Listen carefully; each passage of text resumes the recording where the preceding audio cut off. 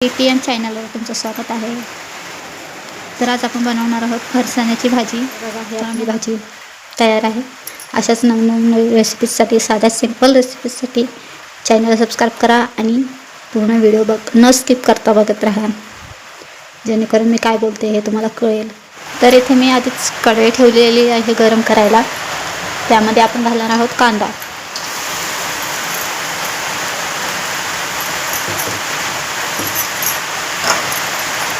कांदा आपण छान परतून घेऊया.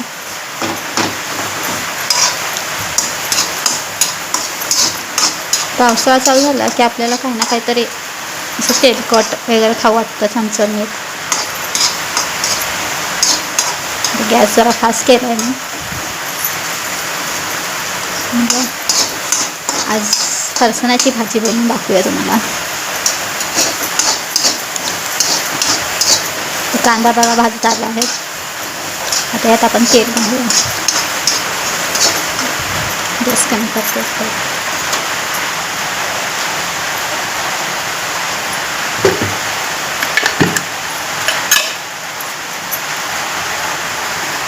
तर इथे आपण एक मग तेल घालत आहोत. शक्यतो थोडं कमीच घालायचं, भाजी तेलकट होते.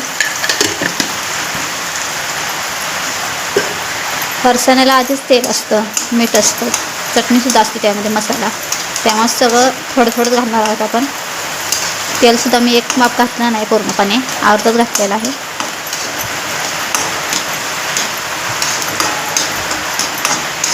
तर हा कांदा आपला गुलाबी झालेलाच आहे. गॅस थोडा मध्यम आचेवर ठेवूया आणि करूया. तर यामध्ये मी टोमॅटो घालते आता.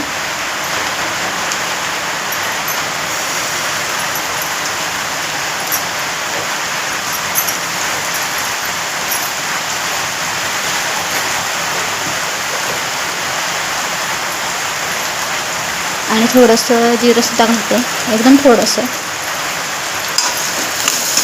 परतून घेऊया. आणि मी आज यात आता थोडी चटणी घालून घेते. चटणी तुम्हाला जेवढी हवी तेवढी तुम्ही घालू शकता. आवडीनुसार चटणी घालू शकता तुम्ही.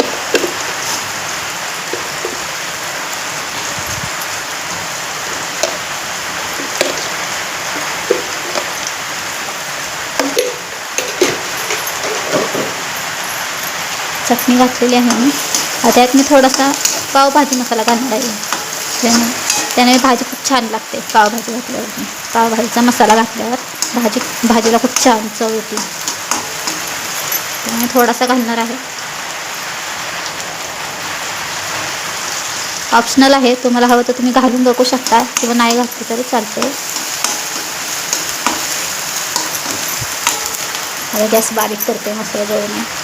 आता यामध्ये आपण घालणार आहोत आपलं फरसाणा. घातला आहे मी. परतून घेऊया छान असं.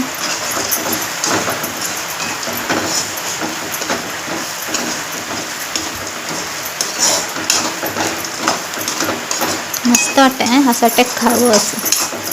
छान वास पण मस्त येते. त्याच्यावरती थोडंसं पण पाण्याचा शिंपडा देऊया. तर बघा इथे मी हलकंसं हातावर पाणी घेतलं आहे आणि जस्ट फक्त असं करते.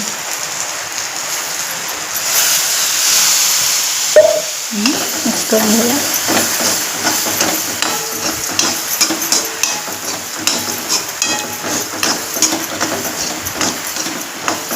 व्हिडिओ आवडल्यास लाईक करायला विसरू नका. कमेंट करून नक्की सांगा. तुम्ही बनवून पहा. तुम्हाला आवडल्यास कमेंट करून नक्की सांगा भाजी कशी झाली ते.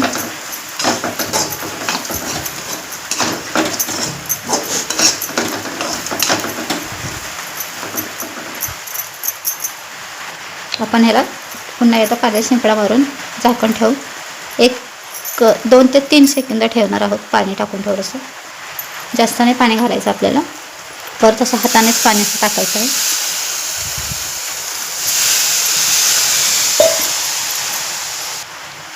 तसं आपण झाकण ठेवून 3 सेकंदासाठी फक्त ठेवायचं आहे, जास्त नाही.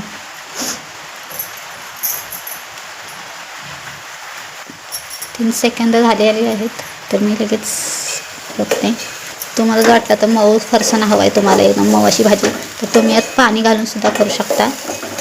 म्हणजेच फक्त मला थोडी कडकसुद्धा हवी आहे भाजी, एकदम मऊ नको आहे. त्यामुळे मी फक्त पाण्याचा हात मारला आहे. तुम्हाला जर भाजी शिजलेली मऊ हवी असेल तर तुम्ही अर्धा पेला पाणी शक्यतो टाकू शकता. जास्त पाणी घालू नका, नाही तर पूर्ण शेव तुमची गाळ होऊन जाईल जास्त पाणी घातलं तर. तुम्ही फक्त अर्धा पेला पण पेक्षा पण कमीच घाला, जसं लागेल तसं ओतून तुम्ही ही भाजी बनवू शकता. किंवा पातळ पाहिजे असेल तर पाणी ओतून जेवढंच मला पातळ हवं आहे तेवढंच टाका, पाणी ह्याला जास्त लागत नाही, हे पटकन शिजतं. तर चॅनलला सबस्क्राईब करायला विसरू नका. लाईक, शेअर आणि कमेंट्स करायला विसरू नका. कमेंट्स केल्यामुळे मला प्रोत्साहन मिळते की कोणीतरी माझा चॅनल बघतं आहे आणि त्याच्यामुळे मला अजून नवीन रेसिपीज करायला तुम्हाला दाखवायला आवडेल. जेवढ्या कमेंट्स पडतील तेवढे जास्त मी रेसिपीज नवीन अशा वेगवेगळ्या रेसिपी, साध्या सिंपल घरातल्या घरात तुम्ही जे काय असेल ते बनवू शकता अशाच रेसिपीज दाखवणार आहे. त्यामुळे सो प्लीज कमेंट करून नक्की सांगत जा, जेणेकरून मलासुद्धा कळेल की किती लोक बघतात आणि तुम्ही कुठून बोलता हे सुद्धा मला सांगत जा, जेणेकरून मला कळेल की माझा व्हिडिओ कुठपर्यंत कोणत्या गावी शहरात पोचला आहे ते कळेल मला.